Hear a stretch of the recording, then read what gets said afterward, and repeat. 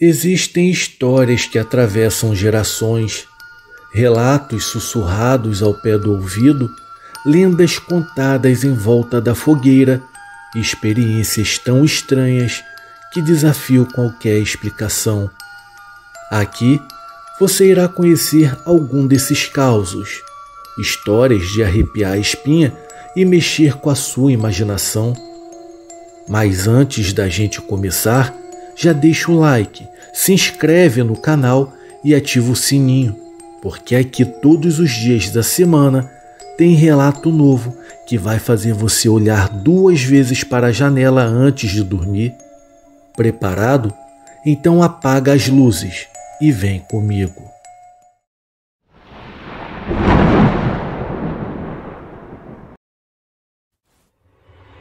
A casa onde algo me tocou.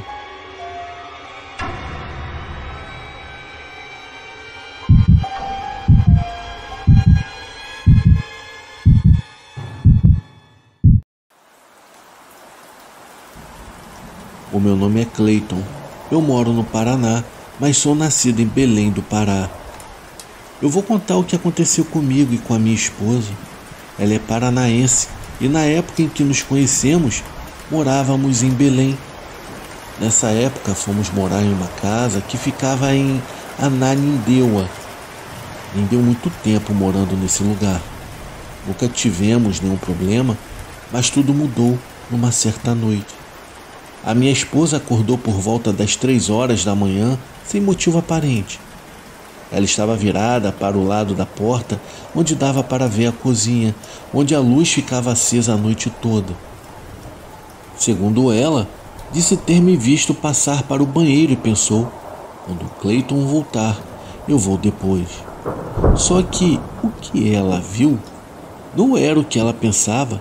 Para o seu espanto, ao se virar, pôde me ver ali deitado, bem ao lado dela. Já em estado de pavor, ela me acordou. Eu me virei assustado e pude vê-la pálida e assustada demais. Apreensivo, perguntei o que havia acontecido, mas ela não quis falar na hora, só pediu para eu trocar de lugar comigo. Já no outro dia, ela me relatou o que havia acontecido. Disse que me viu indo ao banheiro. Ela estava com medo no olhar e jurava que era eu. Falou até os detalhes das roupas, o jeito de andar, ela falou tudo. Porém, quando ela se virou, viu que na verdade eu estava ao lado dela na cama. Ao ouvir aquilo, eu comecei a rir e me perguntei se por acaso ela havia sonhado aquilo, mas ela afirmava que não, que tinha sido tudo muito real. Mas mesmo assim, deixamos isso no passado. 2 semanas depois do ocorrido, uma noite, eu já estava praticamente pegando no sono. Eu já estava com os meus olhos fechados. Foi quando eu senti a presença de alguém entrando no quarto. Na hora, eu até pensei que poderia ser o meu filho e não liguei muito. Ele entrava de vez em quando para perguntar alguma coisa de criança, sabe? Mas então, eu me lembrei que já era madrugada. Então pensei comigo: o que é isso? Eu tentei abrir os olhos, mas para o meu terror, eu não conseguia.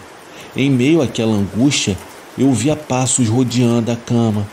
Já desesperado, porém sem reação, eu senti que algo sentou ao meu lado. Deu para sentir até o colchão afundar. Foi nesse momento que eu estava abraçado com a minha esposa. Foi quando eu senti que alguém pegou no meu braço. Eu senti o meu braço sendo levantado, como se estivesse me tirando da posição que, no caso, ele estava.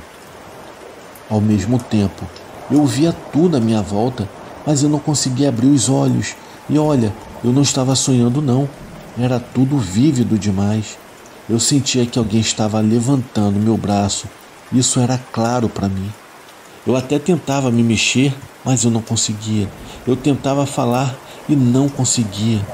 Era desesperador, apavorante aquela situação.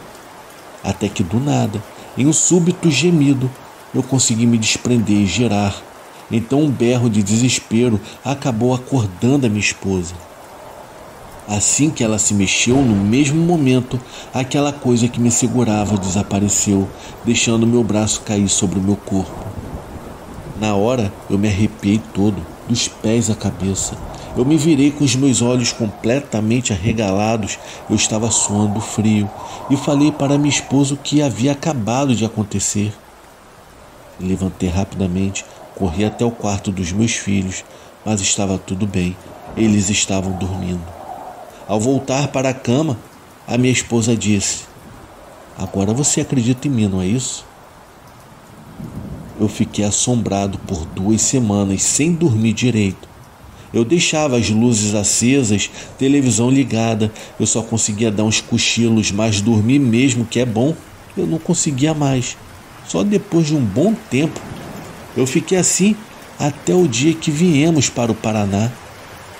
O mais engraçado é que depois que nós nos mudamos, os meus pais foram morar na mesma casa em que nós moramos lá em Belém.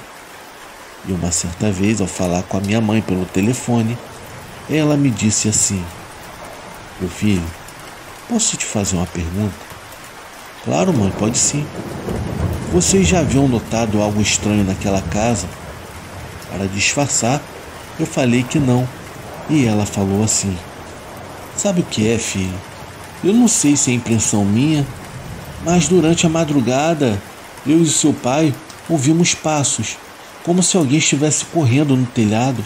Eu acho que essa casa é mal assombrada. Eu não tenho certeza não, mas só acho." Depois disso, descobrimos que essa casa pertencia a uma senhora chamada Marlene e que o seu esposo havia falecido lá dentro. Por isso ela foi embora e alugou a casa logo em seguida. Quando a minha mãe descobriu isso, uma semana depois saiu de lá também, pois os barulhos simplesmente começaram a piorar. Sem dúvidas, haviam forças maiores, forças perigosas dentro daquela casa. Meus amigos, esse foi o meu relato. Eu sei que ele foi curto, mas foi tudo verdade. Eu nunca irei me esquecer daquela madrugada. Eu não tenho dúvidas do que eu vivenciei, sem contar que a minha esposa vivenciou e que os meus pais também vivenciaram. Eu sei que, com certeza, tudo aquilo foi algo do mundo espiritual. Agora, uma pergunta que não quer se calar: será que era algo do bem? Ou será que era algo do mal? Bom, essa é uma resposta que eu tenho certeza que eu nunca terei. Boa noite.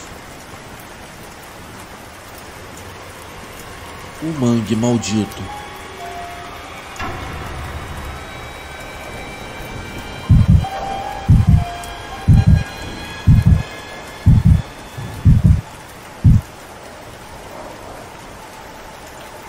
Olá, eu me chamo Marcos. Eu sou de Natal, Rio Grande do Norte. Esse relato aconteceu comigo e com meu amigo Antônio. Nós dois somos pescadores, porém ultimamente temos saído mais para pegar caranguejos nos mangues aqui de Natal. Já tinha umas semanas que, em algumas partes do mangue, estava com falta de caranguejo. O pessoal estava pescando tanto que talvez tivesse ocorrido um desequilíbrio. Porém, todos nós sabíamos de uma parte do mangue que ninguém ia. Mas eu e o Antônio não sabíamos bem o porquê. Mas como precisávamos pescar, pois esse era o nosso ganha-pão, não ligamos muito para o que diziam. Como ainda estava de dia e nós só pescamos à noite ali na região, os caranguejos saem mais pela parte da tarde. Então resolvemos ir à feira do seu Fernando para comprar algumas coisas fiado para poder pagar depois. O Fernando então nos perguntou para onde estávamos indo, já que pegamos lanternas, sacos daquele bem grandes, no caso sacos de pano, baldes, enfim, essas coisas. Ele mesmo achou estranho, pois ninguém estava encontrando quase nada de bicho por lá. Nós falamos que íamos na parte do mangue onde ninguém ia, uma parte que no começo tinha um lamaçal enorme com árvores em volta, mas depois dava em um pequeno lago feito quando a maré seca. O seu Fernando olhou para mim completamente incrédulo e perguntou se por acaso éramos loucos. Ele nos disse que ninguém pisava ali por um motivo. O Antônio, já injuriado com tudo isso de ninguém falar o porquê daquele suspense todo, foi logo perguntando o que tinha lá. O seu Fernando explicou então o seguinte: meus amigos, eu não sei bem essa história, mas dizem que ali morreu um pescador. Ele não viu a maré encher. Quando ele se tocou, a maré já tinha enchido e não deu tempo mais para ele voltar para a terra firme. Então ele ficou nadando até o mangue. Porém, quando chegou na parte do lamaçal, ele acabou prendendo os pés em alguns galhos e se afogou.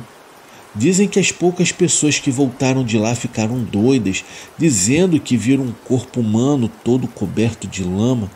Porém, sem olhos, não tinha nada. Tem um cara aqui que sempre vem na feira. Ele disse que já foi pescar ali e que viu essa coisa. O povo também dizia que se a criatura pegar você, ela te afoga no lamaçal, onde ela mesma morreu quando estava em vida. No caso, o antigo pescador. Depois que o seu Fernando explicou aquilo pra gente, disse até com uma cara muito séria, parecendo que acreditava naquelas bobagens. Eu e o Antônio nos entreolhamos e em seguida caímos na risada. A gente ria tanto que o pessoal que estava ao redor ficou nos encarando. Depois de rirmos bastante, eu disse que essa coisa era a lenda do povo e que não existia nada disso. O seu Fernando disse que a gente poderia não acreditar se quisesse, mas que aconselhava a gente não ir. Eu respondi que íamos sim, nossas famílias precisavam disso. Então ele perguntou o horário e nós dissemos que iríamos depois da maré baixar. Ele disse que se no outro dia a gente não aparecesse na feira, ele iria atrás da gente. Eu respondi que tudo bem, que estava combinado assim. Antônio e eu pegamos as coisas e fomos nos ajeitar e esperar da hora. Quando foi chegando a boca da noite, nos arrumamos, pegamos nossas coisas, entramos no carro e fomos dar uma volta pela cidade enquanto a maré baixava. A maré estava prevista para baixar umas 11 horas da noite, então tudo estava bem, só tínhamos que esperar algumas horas. Depois de ficarmos andando pela cidade, finalmente deu a hora de começarmos. A lua estava cheia, a maré estava seca e calma. O mangue estava todo iluminado com a claridade do céu. Eu acho que nem precisava de lanterna. Chegamos até a parte que ninguém nunca pisa. Organizamos nossas coisas e ficamos observando o mangue. Como a maré estava baixa, dava para ver todas as raízes das plantas e seria muito fácil alguém se prender ali. No início era só lama, mas depois tinha um tipo de piscina natural, assim como o seu Fernando nos disse. Acho que antes da maré encher, seria interessante tomarmos um banho por ali. O problema seria atravessar o tal lamaçal. Bom, sem muita demora, começamos a montar as armadilhas, mas tinha tantos que aproveitamos para pegar com as mãos e botar nos baldes. Eu estava comemorando, tinha muito caranguejo, acho que ia dar uma boa grana e até dar para comer alguns. Depois de alguns minutos, começamos a escutar passos por ali e alguém pulando dentro d'água. Mas como seria possível? Pois para chegar de forma segura para se banhar do outro lado, precisaria passar pelo lamaçal, mas também tinha a possibilidade de literalmente ir pelo mangue. Eu logo comentei com Antônio e ele disse que poderia ser um outro pescador ali pela região. Nós dois concordamos com esse pensamento e voltamos ao nosso trabalho. Depois de alguns minutos, eu vi um movimento estranho na água, lá na parte da piscina natural. Peguei a minha lanterna, iluminei para saber o que era, mas o que quer que fosse parou de se movimentar. Eu comecei a sentir uns arrepios por todo o meu corpo. Eu estava começando a ficar assustado com toda aquela situação.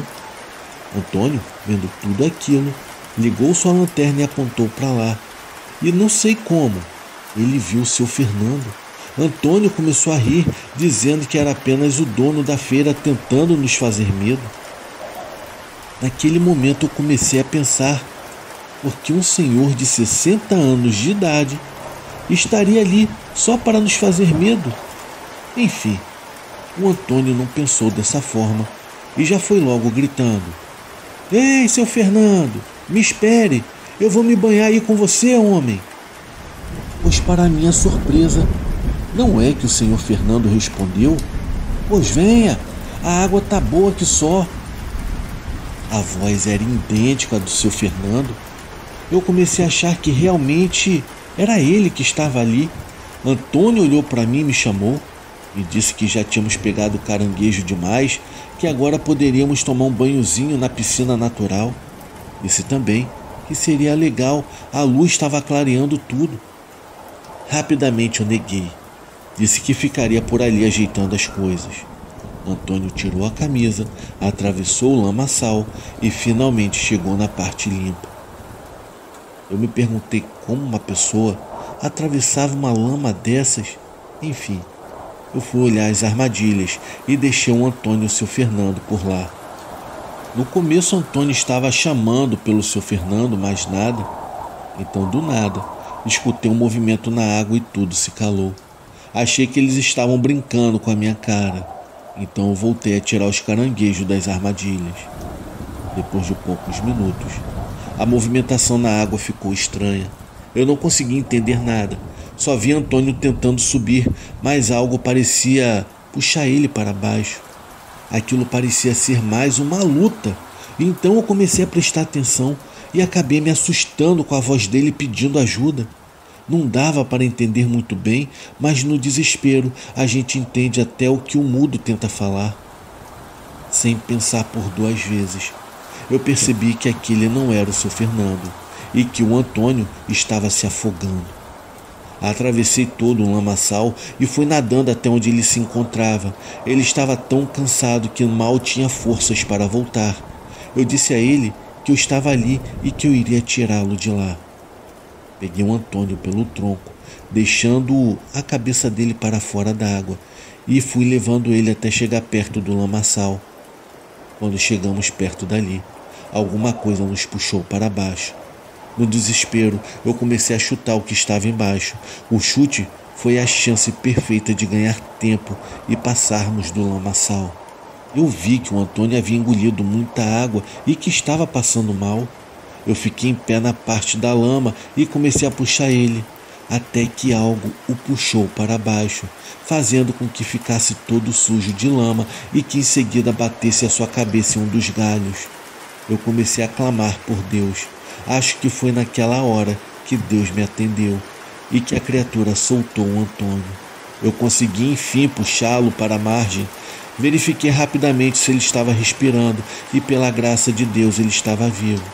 Quando eu menos esperava, algo que parecia um homem, mas não tinha rosto, nem cabelo, não tinha nada, apareceu do nada. Era só um corpo humano, porém todo coberto de lama. Aquilo ficou em pé e estava vindo, mancando até a gente. Eu dei umas batidas no rosto do Antônio. Ele conseguiu se levantar, mas dava para perceber que ainda estava meio zonzo. Abandonei tudo ali, lanterna, balde, armadilha. Abandonei absolutamente tudo, principalmente os caranguejos. Aquilo estava se aproximando, estava saindo do lamaçal. Fomos andando até o carro. Botei o Antônio todo sujo de lama dentro do mesmo e entrei do outro lado. Eu também não estava limpo, estava todo sujo de lama. Levei ele direto para o hospital mais próximo. Liguei para a família dele e eles vieram ficar com ele. O estado dele não era grave. Ele só tinha que ficar em observação por mais algumas horas.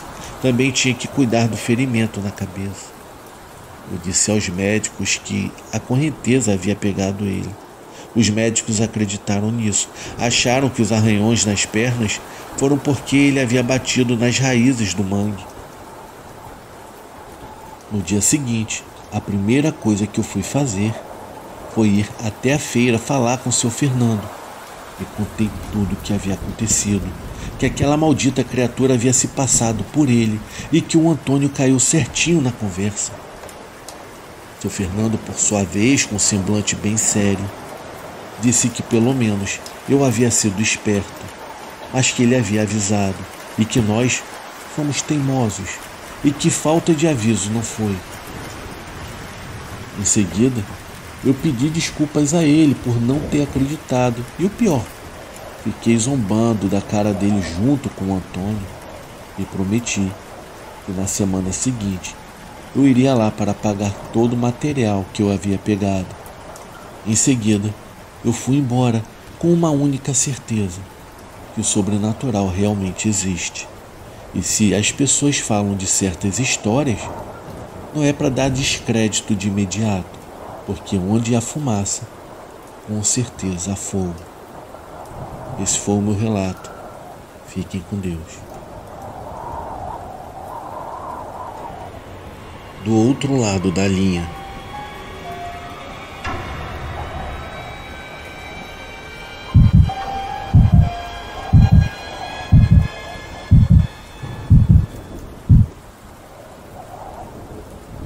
Boa noite a todos do canal. O meu nome é Ana Moura. Atualmente eu tenho 39 anos de idade, sou de Portugal.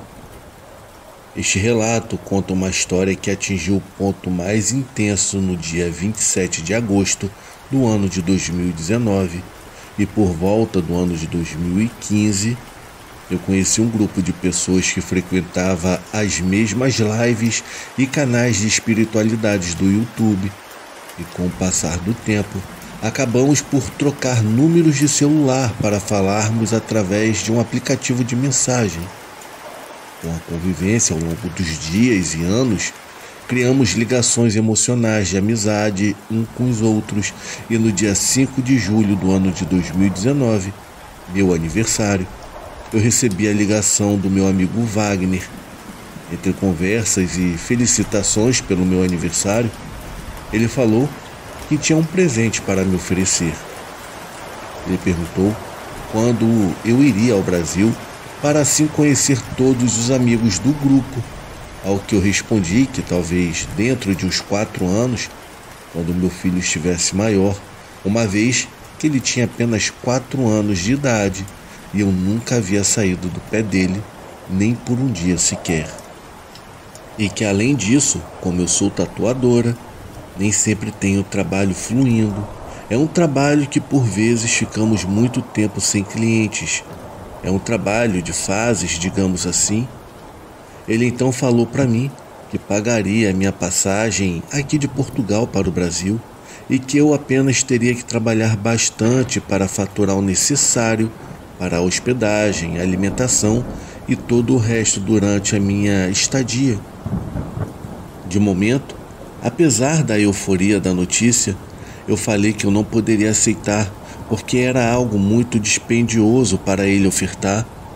Então falei que só aceitaria se fizéssemos uma espécie de financiamento e que eu faria questão de ao longo do ano ir pagando pequenas parcelas de acordo com o que eu ganhasse com o meu trabalho para pagar a viagem que no caso ele queria me ofertar, e que se não fosse assim, eu não aceitaria.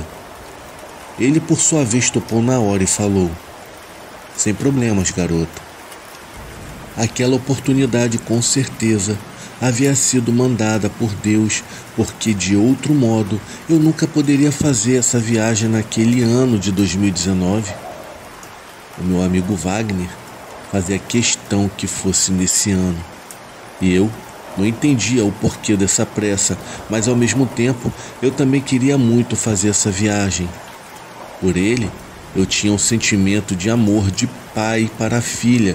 Eu tinha 34 anos de idade e ele 57 anos. Então começamos a planejar as datas, pois seria uma viagem de uma semana para podermos visitar todos os nossos amigos. Éramos todos amigos virtuais. Alguns deles já se conheciam, uma vez que todos moravam no Brasil e marcaram alguns encontros e tornaram assim a amizade virtual em amizade física. Alguns anos antes ele havia me presenteado com uma caixinha de metal que dentro tinha uma flor chamada Edelweiss. E na parte interior da tampa dessa caixinha tinha o seguinte texto: a flor Edelweiss nasce entre os rochedos dos Alpes europeus, acima de 1.700 metros de altitude. Existem lendas de como a flor surgiu e histórias que fazem com que a Edelweiss, que em alemão significa branco, nobre, se tornasse o símbolo do amor. Com esse presente, eu acho que já consegue entender a dimensão do nosso amor. Eu passava muitas madrugadas falando com ele ao celular. Parecia que o conhecia a vida toda, porque com tantas horas e dias ao longo do tempo, eu já conhecia histórias da vida dele desde quando ele era uma criança até agora com os seus 57 anos de idade. Eu sempre tive muitos sonhos premonitórios ao longo da minha vida, mas agora eu usava um amigo chamado João Carlos, a quem eu pedia para me interpretar os sonhos, visto que eu não encontrava interpretação, mas sabia que eram demasiadamente reais e diferentes de todos os outros sonhos que eu tinha. Houve um sonho que eu tive em que eu estava em um hospital com dores horríveis no meu pé. Uma médica examinava o meu pé e dizia que eu podia ir para casa porque eu não tinha nada. No corredor, eu agonizava com dor até que aparecia um médico que me perguntava por que eu estava tão agoniada. Então, eu pedia para ele, por favor, examinar o meu pé. Ele constatava que estava quebrado e me mandava para a cirurgia. Eu me recordo que depois eu estava no corredor e ele me perguntava como eu estava me sentindo.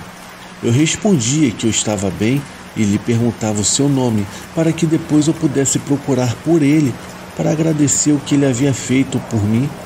E foi nesse momento que eu acabei acordando do sonho. O meu amigo João Carlos me falou que o pé representava a caminhada, a vida, e que havia algo na vida que eu queria muito fazer, mas que por medo ou algo do tipo eu não fazia, e isso causava a sensação de o pé estar quebrado e também toda a dor que eu sentia no sonho. Ele me disse ainda que iria aparecer alguém que consertaria o meu pé e tornaria possível a realização dessa minha vontade. A caminhada era a viagem que eu não podia fazer de imediatamente, primeiro por não ter dinheiro e segundo por ter medo de ficar uma semana longe dos meus filhos.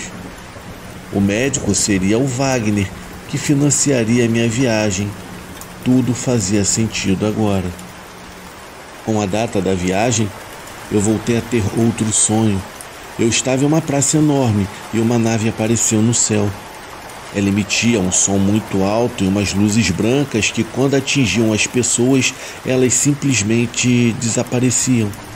Com medo, eu entrei numa porta enorme e alta e esperei lá dentro até que passasse o barulho e as luzes.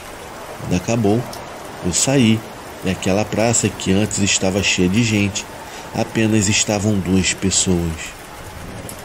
Eu perguntei a uma delas onde haviam ido todas as pessoas que ali estavam e ela respondeu: foram viver outras vidas. E então eu acordei.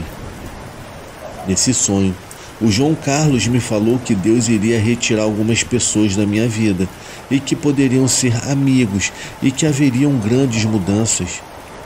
Na noite anterior à minha viagem, eu havia sonhado com dentes. Aí eu não precisei de interpretação, porque eu sempre soube que sonhar com dentes significava morte, e isso nunca falhava. Quando os dentes doíam, acontecia uma morte na família. Quando não doía, acontecia com pessoas próximas. Meu amigo Wagner também havia tido sonhos com representações de morte. Chegamos então os dois à conclusão de que alguém próximo a algum de nós dois morreria, como a mãe do Wagner, que tinha 84 anos de idade. Pensamos que ela pudesse morrer durante a nossa viagem.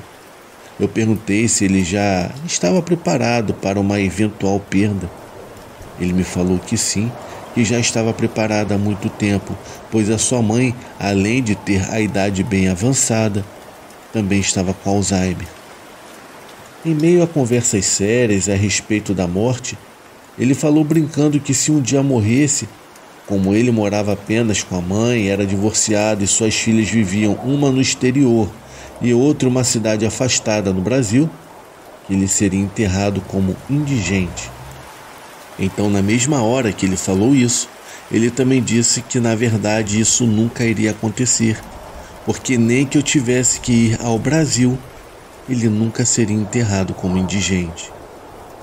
Então havia chegado o dia da tão aguardada viagem.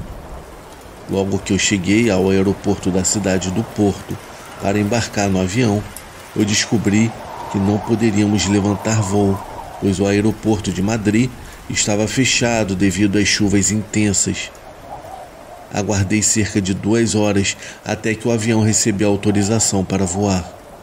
Chegando a Madrid, fizemos a conexão para São Paulo. Chegando ao Brasil, eu não conseguia conter a felicidade de finalmente poder tocar e abraçar todos aqueles amigos virtuais e descobrir que eram amores também bem reais. O nosso percurso seria de ir de São Paulo até Florianópolis para encontrar com 2 amigas que nos esperariam. Seria uma viagem de carro que duraria por volta de umas 9 horas. Depois subiríamos para a cidade de Limeira, para a casa de um amigo que nem fazia ideia de que eu estava chegando. Ele era o único que não sabia da minha ida ao Brasil. Então, finalmente, aterrissei em São Paulo.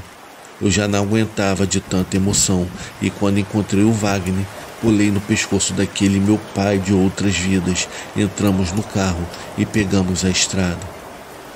Depois de 3 horas de viagem, mais ou menos, perto da hora do almoço, paramos em um posto de abastecimento e fizemos um lanche. Esticamos as pernas, fumamos um cigarro enquanto ele ligava para a funcionária que estava cuidando de sua mãe para saber se estava tudo bem. Subimos no carro e seguimos viagem, felizes e sempre em êxtase. Sabíamos que aquela viagem marcaria a todos pelo resto das nossas vidas. Falamos e gargalhamos das nossas histórias e planos. Depois de mais de 3 horas de estrada, ele falou que iríamos parar em uma estação de serviço para comermos algo e assim esticar as pernas novamente. Entramos no posto Graal de Ouro Verde e no momento em que estávamos entrando, ele me perguntou se por acaso eu já havia comido alguma vez coxinha brasileira. Eu respondi que não. E pedimos 2 coxinhas e 2 cafés. Sentamos e comemos descansados, conversamos uns 5 minutos e decidimos fumar um cigarro. Havíamos feito a promessa de que quando a viagem terminasse, nós 2 deixaríamos de fumar. Nós sentamos no primeiro banco de madeira do Graal e acendemos o cigarro. Nesse momento, ele tombou a cabeça no meu ombro. Eu encostei a minha cabeça na dele, pois pensava se tratar de um carinho. Mas quando encostei na cabeça dele, ele começou a convulsionar e encolher as mãos viradas para dentro contra o peito. Eu senti o chão fugir dos meus pés. Eu pedi ajuda e vieram me ajudar. Alguém do posto chamou o SAMU. Enquanto eu segurava sua cabeça desesperada, apareceu uma moça que depressa começou a fazer massagem cardíaca e respiração boca a boca. Ele revirava os olhos até que estabilizou o olhar. Ele parecia estar olhando para mim. A sua pupila começou a dilatar. Eu, sem saber o que fazer e para não atrapalhar, eu ajoelhei no chão e pedi a Deus para que ele não partisse. Eu cheguei a pedir a Deus para lhe dar 2 anos da minha vida. Eu não conseguia entender por que aquilo estava acontecendo. Eu, de joelhos, em meio ao choro e às orações, eu pedia fervorosamente a Deus que não deixasse o meu pai de outra vida partir em meus braços. O socorro demorou muito para chegar, e quando chegou, eles traziam um desfibrilador nas mãos, mas nem chegaram a usar. No meio daquele transe, as pessoas começaram a se afastar do corpo e eu, sem entender nada, gritei para alguém fazer alguma coisa. E aí, uma paramédica me disse: "Não há mais nada que possa fazer. Eu sinto muito." O meu coração começou literalmente a apertar e uma sensação de desespero, dor, agonia e confusão havia tomado conta de mim. Acho que eu subi no banco de madeira Parecia que eu queria escalar a parede de tanto desespero. Foi quando um paramédico chegou e me abraçou dizendo: "Eu sinto muito. Fizemos tudo o que foi possível." Eu o apertei bem forte até ficar completamente exausta e sem forças. Eu sinto que eu apertei como que pôr para fora toda aquela dor que era tão real que quase se podia tocar. Parecia que o mundo havia acabado ali. Naquele momento, eu fiquei sentada no banco enquanto os policiais chegavam e me pediam os documentos. Me encheram de perguntas. Todo mundo havia ido embora, menos um anjo.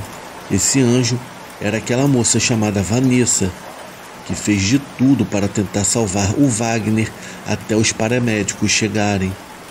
Ela pegou o meu celular, falava com os meus amigos para virem me buscar, tratou de tudo e em nenhum momento me desamparou, mesmo quando todos tinham ido seguir seus caminhos.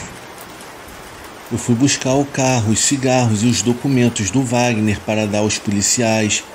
Eu me sentei no banco do carro, ficando lá com a porta aberta. Tudo parecia parado. A minha cabeça estava pesada e leve, estranha, como nunca estivera. Parecia que eu estava vendo um filme na parte de fora da tela. Nada ali parecia real. Foi aí que eu comecei a conversar com a Vanessa e lhe contei parte dos sonhos que eu havia tido e tudo o que estava acontecendo comigo. Então, ela me falou que não era dali e que não era para ela estar naquele posto. A sua cadelinha havia ficado inquieta e estranha e ela decidiu parar. Ela me contou que na noite anterior havia sonhado que estava em uma rua estranha e que de repente se viu em meio a uma grande confusão. Disse que viu então uma criança com um olhar perdido e sem ninguém que tomasse conta dela. No sonho, ela pegava a criança e tomava conta até que aparecesse alguém que assumisse a menina. Nesse momento, nós dois começamos a chorar, porque essa criança do sonho obviamente era eu, e eu que estava em um país estranho e sozinha em meio a uma situação irreal. Em nenhum momento eu senti medo, porque a minha conexão com Deus era imensa, e foi nessa hora que eu soube que continuava no colo de Deus. Aquele anjo em forma de mulher havia sido enviado para mim. A Vanessa falou que na hora que olhou o meu olhar desesperado e profundo, ela sentiu que eu precisava de ajuda, e aquele momento trouxe à sua mente a imagem do olhar da criança do sonho. Ela falou também que eu e o Wagner fomos abençoados com o presente de Deus, por termos podido nos abraçar e sentir o quão real era aquela amizade virtual, e que se ele escolheu partir em meus braços, era porque o sentimento era recíproco e ele se sentiu seguro. Foi mesmo uma honra e privilégio que ele tenha escolhido. Trocamos contato e ainda hoje nos falamos e falaremos para sempre, eu acredito, porque eu lhe serei eternamente grata. Eu fui então com os policiais para a cidade de Registro para depor, pois até saiu o resultado do IML, a morte dele havia sido considerada suspeita. Imagine a cara dos policiais ao ouvirem toda a minha história. Nessa noite, o meu amigo Carlinhos, aquele que não sabia que eu estava no Brasil, porque eu queria fazer uma surpresa, deve ter tido, na verdade, um grande choque ao receber uma ligação de uma amiga nossa dizendo que eu estava no Brasil. Imagine ele sentir aquela alegria ao saber da minha chegada e em seguida saber que o Wagner havia falecido em meus braços e que ele precisaria me encontrar em uma delegacia de polícia. Quando ele chegou, tivemos que ir procurar um hotel para passarmos a noite, porque teríamos que estar no IML logo de manhã. Todos os hotéis estavam lotados, até que conseguimos encontrar um que tinha vaga. Porém, eles falaram que só tinha um quarto de casal. Dissemos que havíamos acabado de perder um amigo e só precisávamos mesmo dormir. O senhor do hotel então falou que mais cedo também esteve lá uma moça que estava muito perturbada por ter tentado salvar uma pessoa e não ter conseguido. Todos os hotéis estavam lotados, até que conseguimos encontrar um que tinha uma vaga. Porém, Eles falaram que só tinham um quarto de casal. Dissemos que havíamos acabado de perder um amigo e só precisávamos mesmo dormir. O senhor do hotel então falou que mais cedo também esteve lá uma moça que estava muito perturbada por ter tentado salvar uma pessoa e não ter conseguido. Então eu vi que a Vanessa também estava lá. Qual era a probabilidade daquilo acontecer? Amigos, a parte principal do relato está aqui. O início da viagem que mudaria a minha vida. Houveram mais acontecimentos sobrenaturais durante a viagem até o término da minha estadia no Brasil, mas deixarei para contar o resto em um livro que eu irei fazer, pois o meu sonho é deixar escrito um livro sobre esse homem incrível que acabou mudando a vida de todos os seus amigos e proporcionou tanta felicidade com seu gesto bondoso e generoso que permitiu que todos estivessem juntos pelo menos uma vez na vida. Meus amigos, acreditem nos sonhos, pois eles acontecem e são reais. Um grande abraço a todos. Fiquem com Deus. Você que chegou até o final do vídeo, realmente eu lhe agradeceria se você desse o seu like e se inscrevesse para receber mais conteúdos como esse. Por hoje é só, mas nos veremos em breve no próximo vídeo.